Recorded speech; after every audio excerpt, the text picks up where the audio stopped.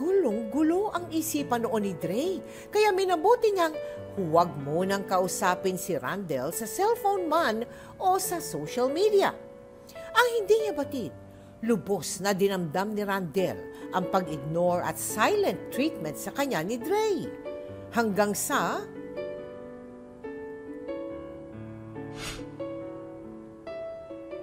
Yesterday was a fairy tale.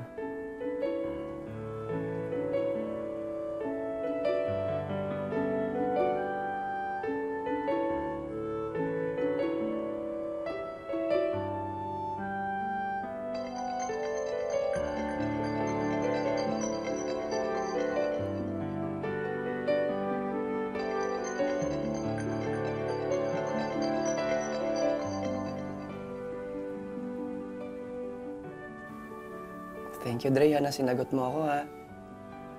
Gusto ko lang naman pasalamat sa'yo kasi nirestahan ako ng gamot ng psychometrician na nirecommend mo. Tsaka, sobrang laking tulong niya sa akin. Eto nga, oh.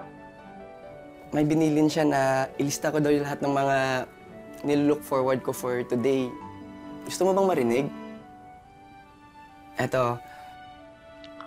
Lumanghap ng sariwang hangin, tulungan si Mama sa pagluluto, simulang magbasa ng bagong novel, makausap ka. Dre, miss na kita. El, tama na, tigilan mo na to. Hindi, Dre, tigilan mo na to! Yung pag-iiwas mo sa akin, yung hindi mo pagpapakatotoo. Dre, ramdam kita. Naduduwag ka lang. Alam mo ba, nung simula kaming tumira sa stepfather ko, wala siyang ibang pinamukha sa akin. Kundi mahina ako, wala akong mararating sa buhay. Kasi bakla ako. Dahil hindi ako papayag nung dumating yung araw na yun, napagtatawanan niya ako kasi tama siya. Hindi mangyayari. Eh di patunayan mong mali siya. Ha?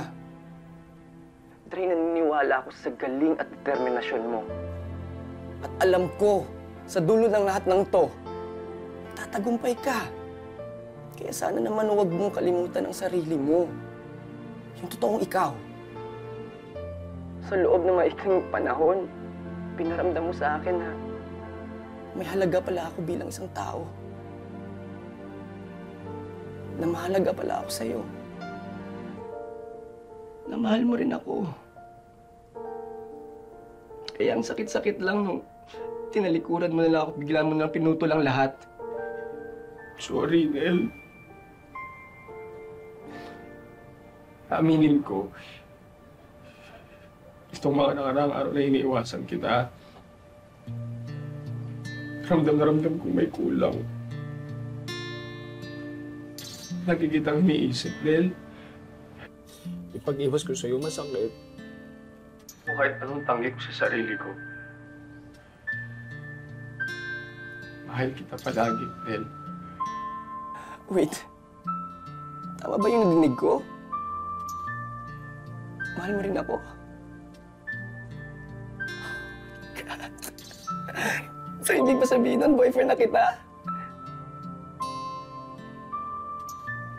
Natatakot ako, Del. Dre,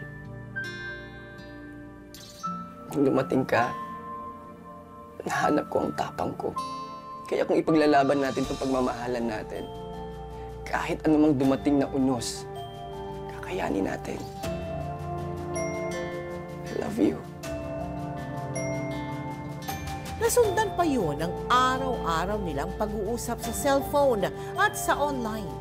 Kaya lalo pang lumalim ang kanilang pagmamahalan kahit hindi pa sila nagkikita.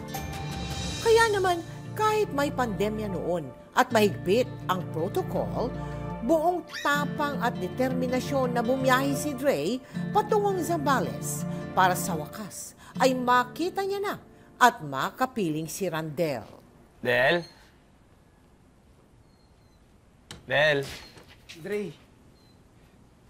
Del? Ay. Huwag mo siya napita, baka may sakit yan. Pa, Ma, Si Dre pala, kaibigan ko. Eh baka may COVID ang kaibigan mo. Mahawa ka.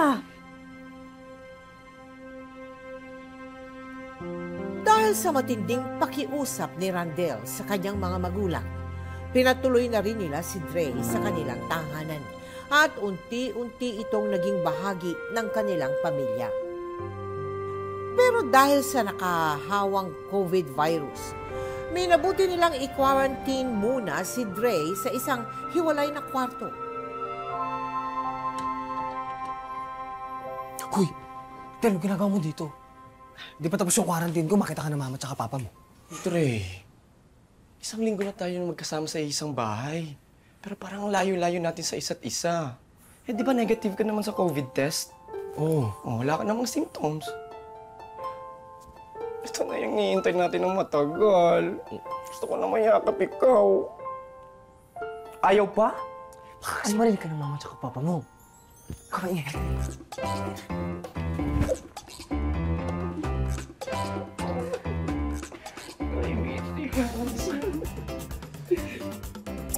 Mahal kita palagi, Tel. Mahal din kita. Walang pagsidlan ang saya ni Dre nang tila nakatagpo siya ng totoong pamilya sa pamilya ni Randel. Pero dahil natatakot silang baka hindi matatanggap ng parents ni Randel ang kanilang relasyon, pinili nilang ilihim ang kanilang pagmamahalan sa kanya-kanyang pamilya. Hindi nagtagal, si Randel naman ang sumama kay Dre sa bahay nito sa Cavite. Lalo na nang umpisahan nila ang kanilang munting negosyo. Dre!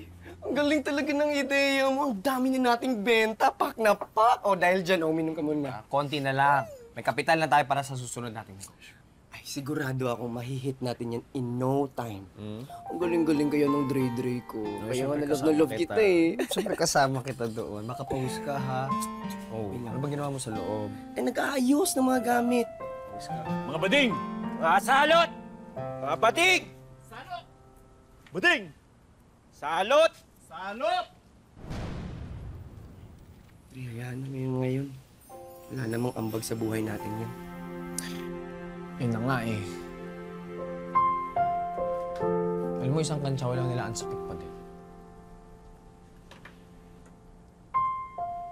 Alam mo, kahit anong sipag mo, kahit anong tinu mo, kahit anong klaseng trato mo sa kanila. Wala eh.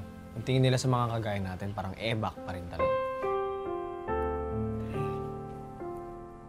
Basta para sa akin, ikaw ang pinakamagandang nangyari sa buhay.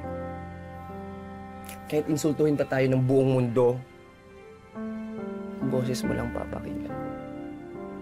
Yung boses mo na nagsasabing, ang sarap-sarap mabuhay. Yung boses mo nagsasabing, mahal kita lagi, Ted. Nihandaan mo na naman sa kasuitan mo lahat eh. Seryoso ako eh. Eh, seryoso naman din talaga ako. Tsaka, Dre, life is too short para seryosohin yung mga kanagahan. Pero hindi. Alam mo, di ba, habang di pa ako nakaka-graduate, tapos ikaw mag-enroll ka pa lang. Alam mo, sana makagawa tayo ng way, no? Para labanan yung mga cancer ng lipunan na yan. Ay, Di ba? oo nga, Bad no, sila eh. magandang ideya yan, Dre. Oo nga, no? Pwede tayo magsuot ng shirt, ng printed shirt na nakalagay na hindi kami ebak. Ebaka kayo yon. Yung mga ganyang idea. Kung ano? No? Bakit hindi? Di ba? Yan ay susunod nating business. Oh, gagawa tayong mga shirts, tapos other merchandise with bold statements. Oh, di ba? Maganda. Oh, di yung mga, Example pa, yung mga example ganito, pa. mga, di baling pading sa iyong paningin. Bakit di kayo manalam? Ay, ang ganda. Yung mga ganon.